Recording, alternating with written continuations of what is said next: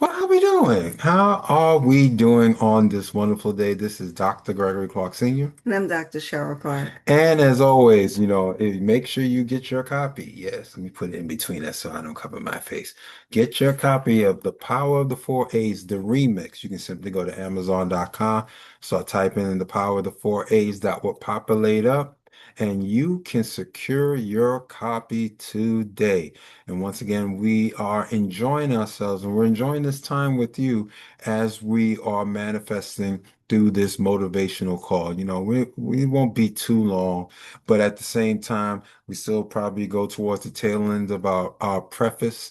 And on top of that, just have an interaction as we start to delve into some of the great thoughts out of this book. But as we're moving towards the end of summer, as we can hear all the stuff happening outside, it's a wonderful day. How's everything going with Dr. Cheryl? Everything is well. If it's your first time here, we want to introduce ourselves. I'm Dr. Cheryl Clarke, and this is, like he says, this is my husband, Gregory Clarke, and we've been married for over 30 years. We're parents of six, and I'm a marriage and family therapist, and my husband is a teacher, elementary school teacher. I call him the kindergarten cop teacher. There, you remember that movie? If some of you may remember that movie from the 90s. And what we do is that we are collaborating our skill sets. And we come here, and it's only for, not only for couples, not only for families, but as a community, we come and teach our what we've learned over the time frame. And as he showed us your books earlier, we were contemplating divorce, and we wrote a book about this. And the remix has it in there about Dr. Clarke, revamped it a little bit, and he put the spiritual principles in there. So there's some spiritual principles in there, and we go from week to week going through the book. And we just invite you to give us some questions or comments about what's happening at the time of this teaching and this recording. It is the end of summer, and we started our series here, and we're going to go through the book. And we talked about some of the things in the book that's highlighted for us about. In the preface, it really talks about the four A's and the power of the four A's. And if you don't know about the power of the four A's, the first one we will say is acceptance. And that's the A for acceptance. The next A, The next A is you, are appreciation. you looking it up? That's right, because as always, my wife has a zest for life and a zest for certain information.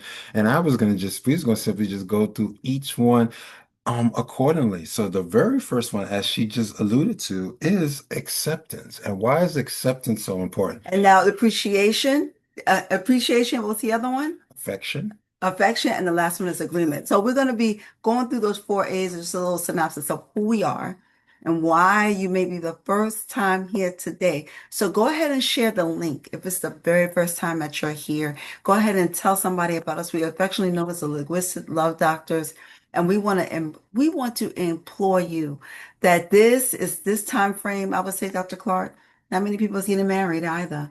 And we want to make sure that we are coming together to have a conversation. It's not about just reading the book. Let's have a conversation with everyone about what it looks like to be in a relationship. Excellent, excellent, excellent. But right now, we're going to be established in this space of, we're going to go to James 1 and verse number 22.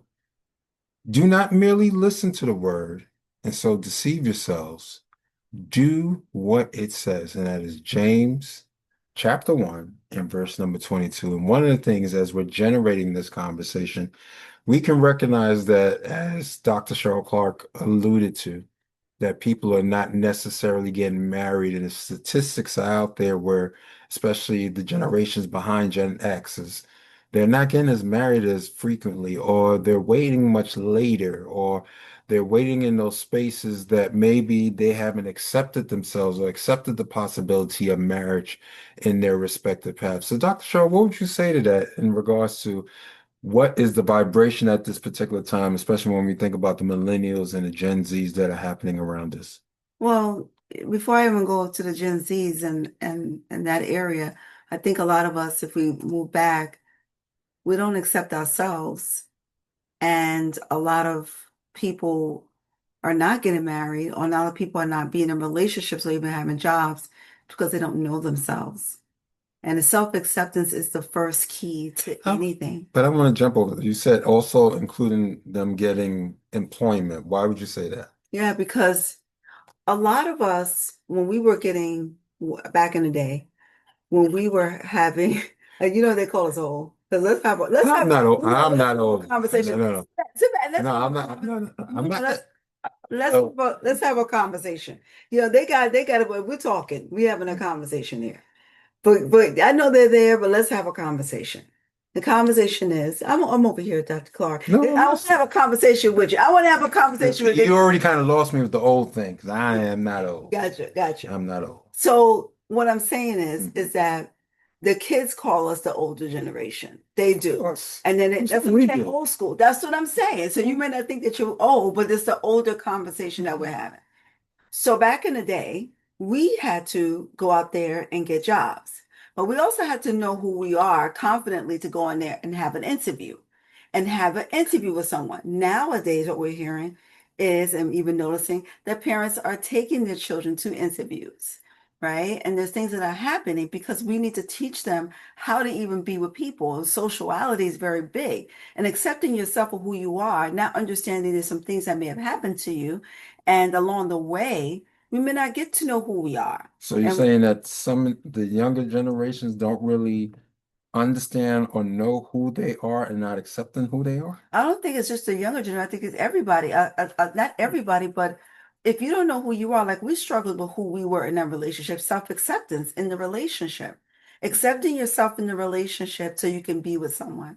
So in the relationship, as you may not know, but I got married. I was 19 when I got married, and Mhm. getting married in my teenage years, I didn't really know myself.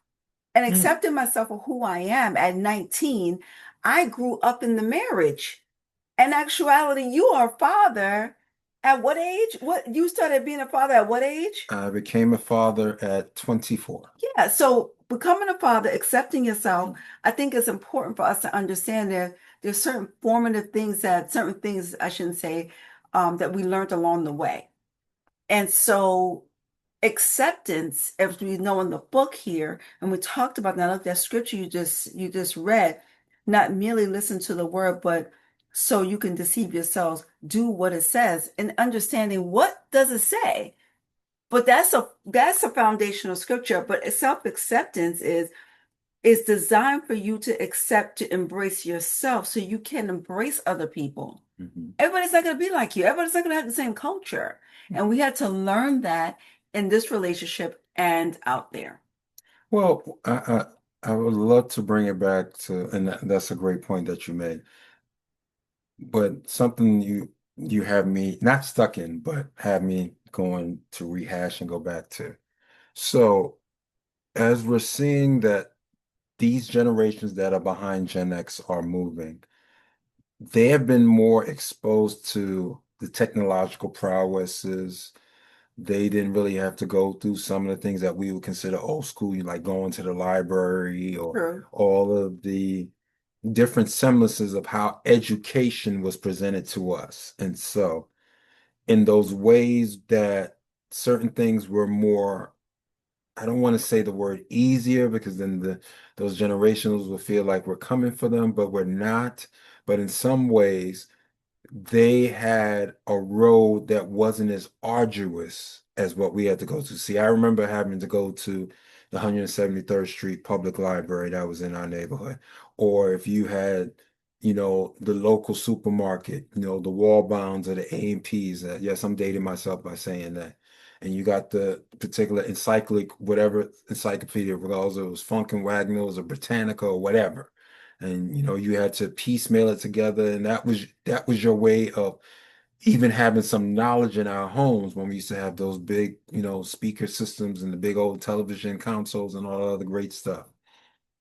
But there was a semblance that there was still some level of continuity that you would court, get in relationships, and allow yourself to go into that space of eventually moving towards marriage. But as we can tell, based upon how things are moving from these respective vibrations, where the millennials and the Gen Zs probably have never ever had to go to a library. If they may have saw a library, it may have been either on in their school or in their college campus, and technically, they're looking at databases or they're accessing files or they're now with the advantageousness of AI, now it's like, okay, you have assistants that can move with you in all those different areas.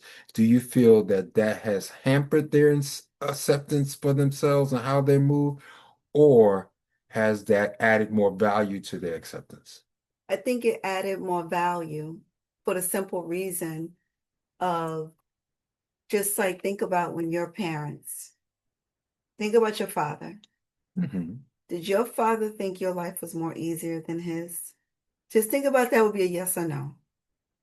I Did was your father say yes or no to that? I would say, yeah, I can Yes. understand that. My grandfather, my grandparents, and my mother definitely feel like that was more easier.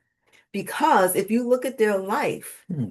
if you look at their life, of course, like my grandparents, if I look at my grandparents now, my grandparents got up at 4 day in the morning. They say this every time. They would say 4 day in the morning. 4 day in the morning. 4 day in the What's morning, that four means day? 4 a.m. in Oh, the four morning. day. 4 day in the morning. Learn They're from the something. Four South. day. Okay. So they say 4 day in the morning. 4 day. They get up, they feed the children. They have six, seven children. They would feed them. At 4 in the morning. 4 in the morning, my grandmother would get up, feed them, So and then they will everyone's up at go. 4 a.m. Yes, they will go to the fields and work the fields, and then they will go to school. So I want you to get that. Mm. So this is what they would do. Then when my mother got here, it was like, okay, it was a whole new world Now, what do you from mean got here? being in New York. When they moved up, she was I think she was 18 when she came after high school. Mhm. They moved up north, and it was more like, oh wow. So there's no sharecropper anymore. We don't go out to the fields. We can go to this grocery store. We can go and do, we don't have to. So there's certain things it's not the industrial age anymore. We are in we're another age. We are in the technological age that we're in right now, that our children are coming out reading and not reading paper books, but are reading books on their phone. Reading their computer is Oh, their the tablet. textbooks or their tablets, whatever the case may be. And if we look at that, I would say they're a different generation, but we have to be able to be with them Mhm. and accepting of them. And I think that's where it is that with our generation, at times we cannot accept that these are things that are changing. Now, what I will say is I think our children have struggled because we have given a lot to our children, which you could say to us, because there was a time that we were like, okay, if we didn't get, like, we came from a space that we didn't really have as much as our children have. Would you say that? Fortunately, I have to agree with my wife. We did So, overgive. We yeah. did So what overgive. we did was, which I wouldn't recommend, what we did was we Well, said, before you finish that thought, do you felt that we overgive because there was a lack of acceptance in us, or we overgave because we chose as what we thought we were doing a good thing in regards of giving them a leg up in their life? well, I'll say this. Hmm. I think that we in material things we may have overgiven. But the thing of the matter is that we were doing something in a space. I would say we were very present parents. Hmm. So present parents in our children's lives, if that's what we intended to be. And because we were both from single parent households, what ended us up in contemplating divorce is because we were trial and error in regards to doing marriage. And at the center, it was God, but at the center, we were still human beings walking through this process of brokenness.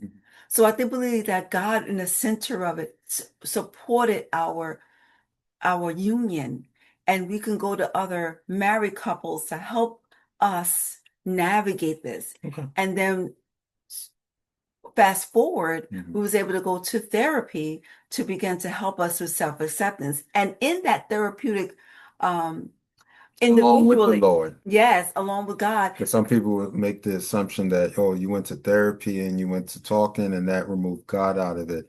And that's for why, us, no, for but us. but I'm just saying that for the people out there. One of the things that we must recognize is that, especially in Black and Brown communities, it wasn't really a proponent. It wasn't really a catalyst to be in our communities, to be in those areas where we can be as expressive. And one of the things, as we're bringing up here, some of our own personal interactions, we recognize that we still had God as our foundation, but we still needed assistance. And so you have to recognize at times that it's not that you only have God and nothing else. Yes, God is part of it. God is giving you the breath, God has given you the ability, God has given you the gifts and talents. But if you mix that with also understanding that at times you can't hold everything in. You can't be in a space where just because we saw certain other people do certain things, that's what we need to do. And as we started moving into the space that we was ended up contemplating divorce because we recognized it became a season where it wasn't this relationship wasn't untenable for either one of us. It's not a point, oh, it wasn't untenable for her, or it wasn't just it wasn't good for either one of us.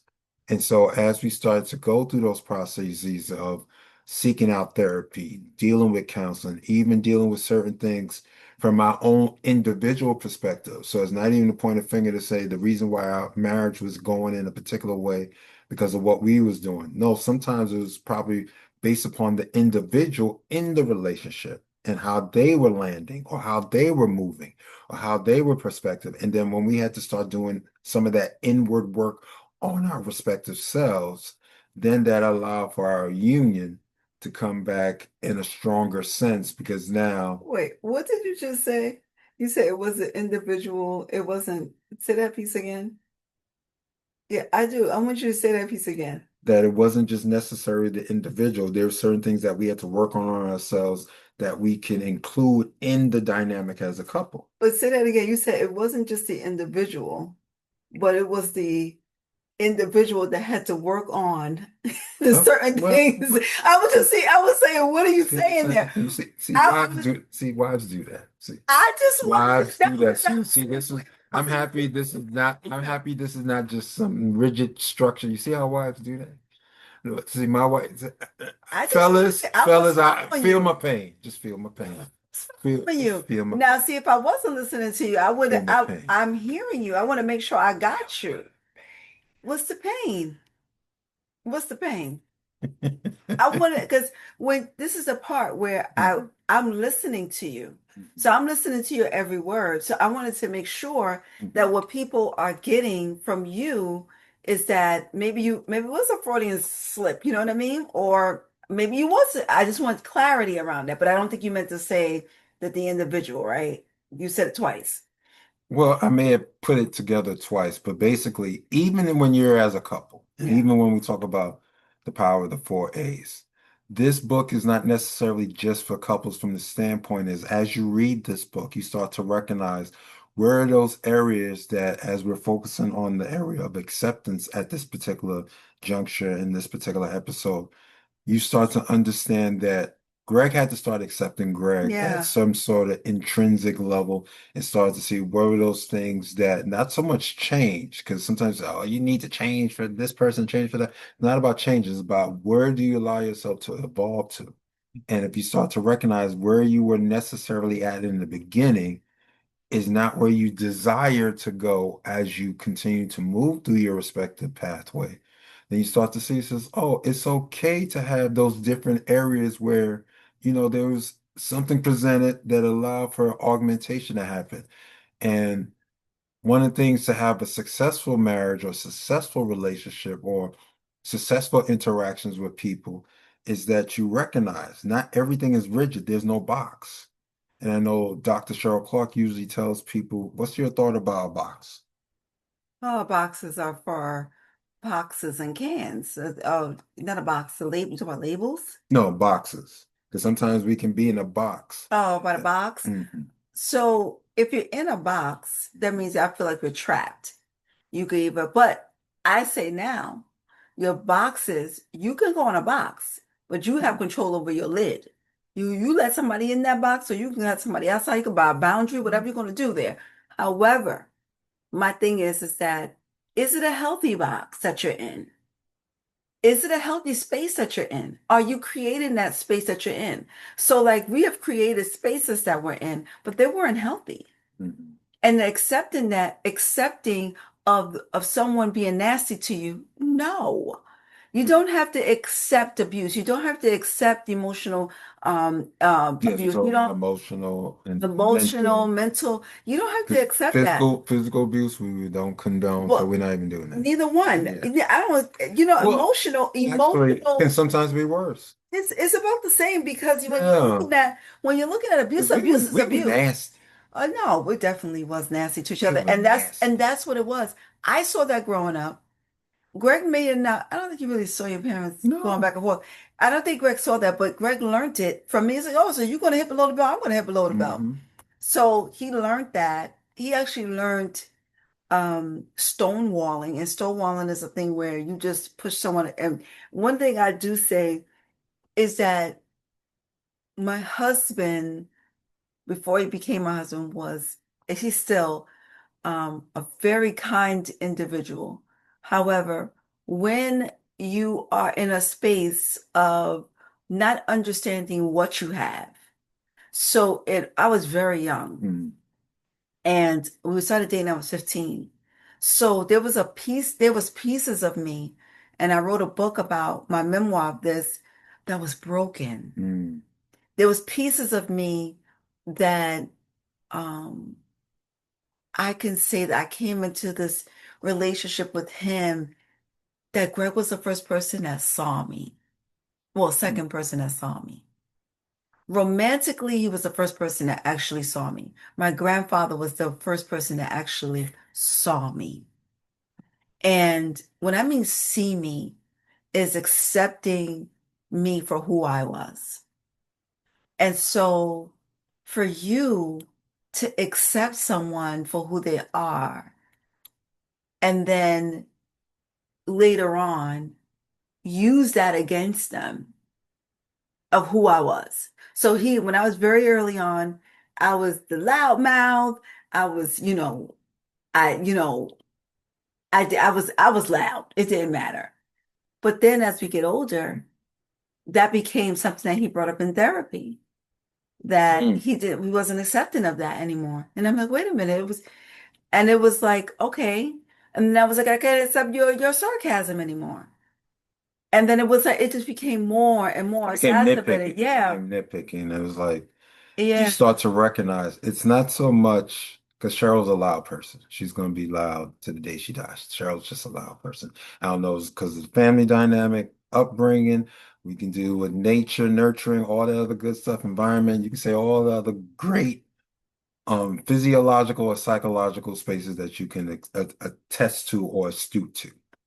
But Cheryl's just loud. Now, for me, that's why when you think about a yin and a yang, I'm not really that loud person.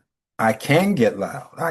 I will step into my power and express myself if I feel that I'm being positioned in a way where now I have to be expressive. But But usually, I think for you, for the loud, you made it a negative thing.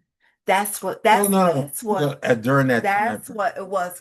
And that's what's the But you're loud. distinction Yeah, now. because The now distinction now. you're a loud I person. don't think that I'm allowed, but like I'm like right now, my tone for you No, is no, no, no, not right now. I'm just exactly. So I no. have a hearty laugh. My laugh may Mm-mm. be loud. No, no. Your laugh is loud, Oh, no, no. I know that. Yeah. but to make it a negative thing about the person, that's what we talk about in the book, is that Mm. our flaws, we don't look at as flaws.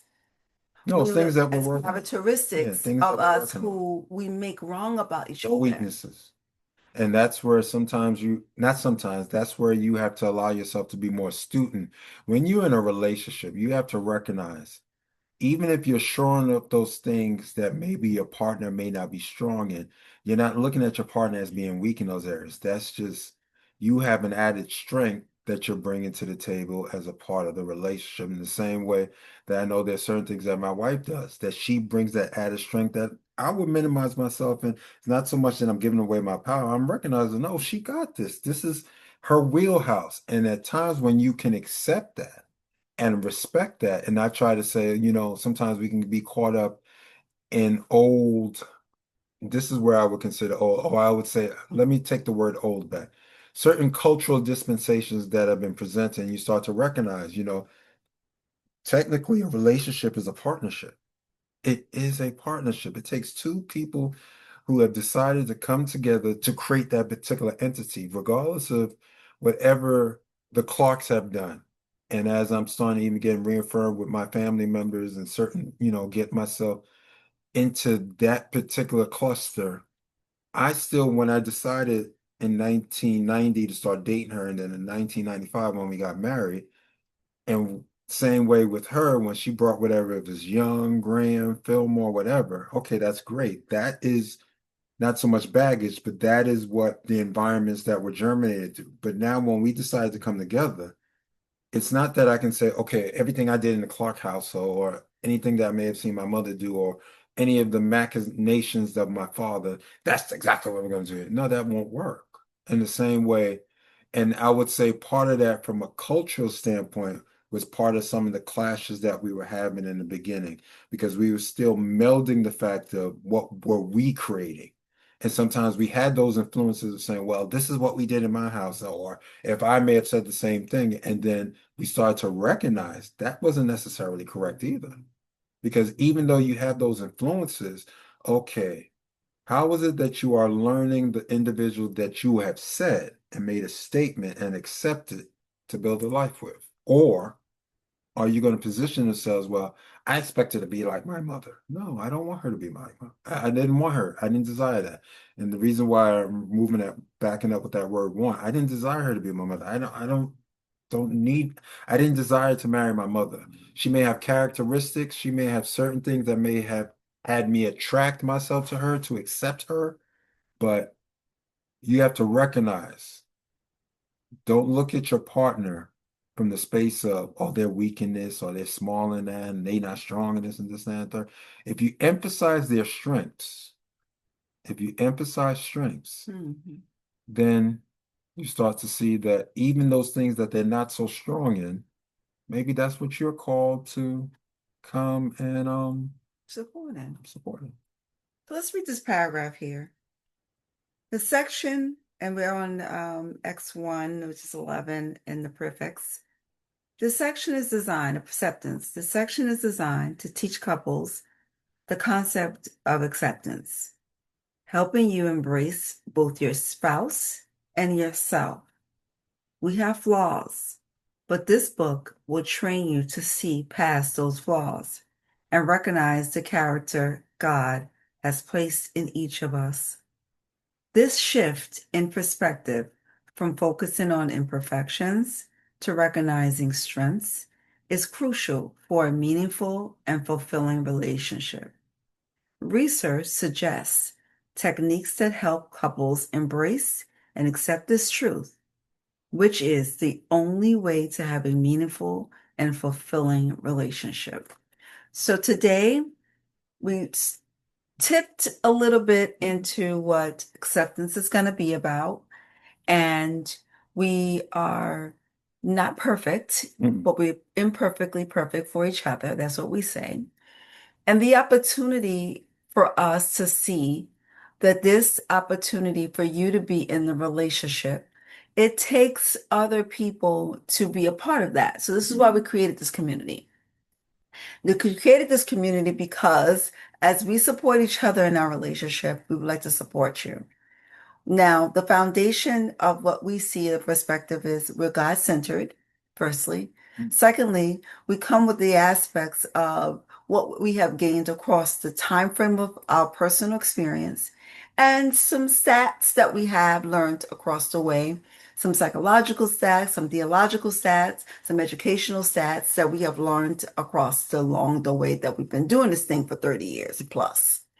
So if you are in a relationship, a situationship, or in a community where you think you would like to have us in a space to be a coach or in a space of understanding what that looks like more, you can always contact us for sure at our email, or you can contact us at a couple Clark at gmail.com. Did I get that right? Coupleclark at gmail.com. Com. Mhm. And you can email us there, or you can go to our website, Greg and Cheryl Clarke, and Clark is with an E, Clarke at the end.com, and meet us there or on our social media pages, Greg and Cheryl Clarke. There you can go ahead and visit us there as we're going to continue to share this, do our part in the community of what we know. This is what we have. I think we're mandated in regards to doing this in our life. And I don't, because I think we both believe that you don't walk through something without having to share something. And we saw something the other day.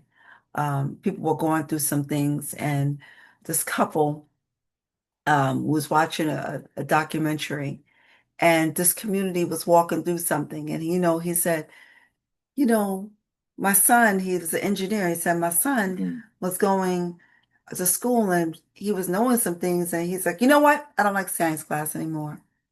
And he said, well, why, son? He said, because, the teachers, the way he's teaching is not teaching it right.